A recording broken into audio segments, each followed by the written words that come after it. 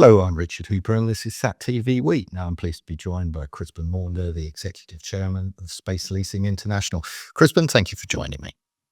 You're very welcome, Richard. It's nice to see you again.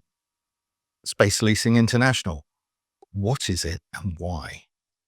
The secret is space and leasing. So we have, in the Libra group as a whole, had experience of some 45 years of leasing assets, both shipping, later aviation.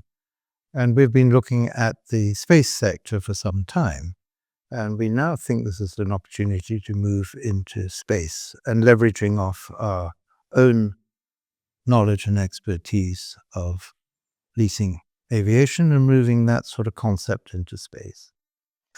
Now, the Libra group has been going for 40 odd years, is a great heritage in leasing. What made you think you could transition that to space? Well, because we've done it before. We started off the Libra group back in 1976 as a shipping business and leasing ships. We started LCI, Lease Corporation International, which is an aviation lessor, 20 years ago. In fact, we've just celebrated our 20th anniversary. And we started off as a classic aircraft lessor. And then about 12, 13 years ago, in 2011, we moved into helicopter leasing, which was a completely uncharted territory. There wasn't such a thing as a helicopter lessor. And we then managed to break new ground, and I suppose you could say, we actually invented a new market for both the operators and indeed the manufacturers as well. So we provided a distribution service as such for the manufacturers. We now see a parallel in space. So we now see an opportunity for us to develop this cautiously, carefully, but we see certain segments sectors within the space segment that we think are opportunities for us. Now, we've recently heard, because the market is evolving quickly, Eutelsat, big operator, is divesting itself of its ground segment. So is this another, example and clarification of what SLI sees the market? Absolutely, exactly. That is a very large sort of example as such. We're really looking at trying to assist some of the independent operators coming into this market, both on the ground segment, as indeed we've just talked about, and also in space and satellites as well. So looking at potential customers in the market, what are you able to offer them?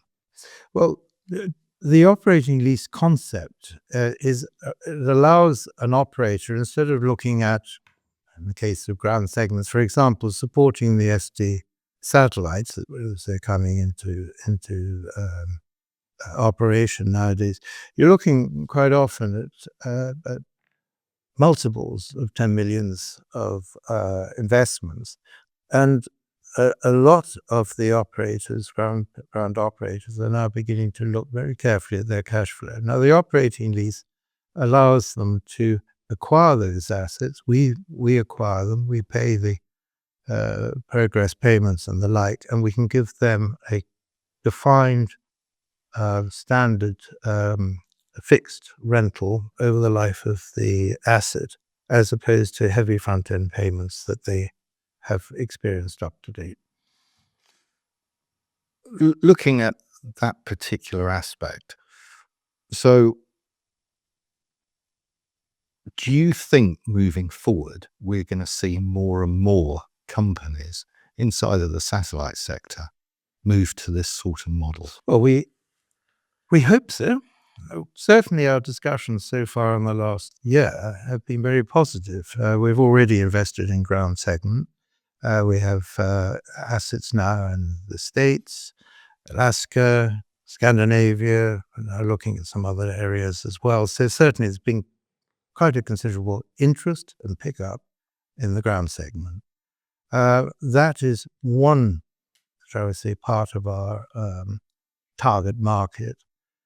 And the other one is indeed satellites as well, and particularly the ST satellites. Now, Obviously, the operating lease at the moment is probably not of interest for the larger operators, but certainly the regional and smaller operators, I think they will probably follow the airline industry as well, where they can see clear, definable expense streams without any major capital investment up front. And indeed, what we're seeing, if we read across from the commercial aviation side, originally the target market for commercial aviation were the smaller airlines and the medium-sized airlines, but not the flag carriers. Now, in fact, you have the people like Air France, British Airways, and all the big carriers blending operating lease with balance sheet assets as well. So I can see this probably developing over the next 10, 15 years. Whether it gets to the penetration that we see on commercial aircraft, I don't know, but we will see. Picking up on that point, what do you think would drive that penetration for these companies to suddenly switch? I mean, well, liquidity. The figures are... Yeah, I mean, liquidity. I mean, we are talking of sizable investments. Now, certainly the ECAs are available to some of the better credits, but from a pure getting into the market for the medium-sized operator, they will no doubt look at the cash flow considerations of going on the operating lease as well. We take care of the residual value risk, we take care of the front end, and they're looking at basically just a straight lease payment profile for the entire life of operating assets. So it's looking and moving forward. What do you see as the biggest challenge for SLI, getting their message out there and convincing people this is the way forward? Oh, I suppose you could just say it's getting our name across the industry as such. I mean, we're attending all the trade shows. We're going to be in Washington in March. But we're already hearing from the market, people are talking about SLI, the operating lease, looking at whether that might actually have a role within their own investment spectrum as such. Looking forward, SLI is I would probably describe as a small part of the Libra Group. Correct. Can you see it being a major part of the Libra Group in the future? I don't see any reason why not. But as I said, we're cautious investors. We certainly feel we're putting a lot of energy and effort into this, and I think that we're not doing this on a speculative basis. We have our research. We feel that there is a demand there, and certainly the discussions we're having with operators at the moment would suggest that there is significant demand there. Now, whether or not it's our classes, both, for example, LCI, we've got $2.5 billion worth of helicopters, for example, 1.5 already in operation, and another $1 billion or so on order. Whether we get to that level or not, I don't know. We will see. Well, but I happen to be chairman of both. I have an interest. Well, Crispin, it sounds very exciting. Thank you for joining me today. My pleasure. Thank you very much for coming.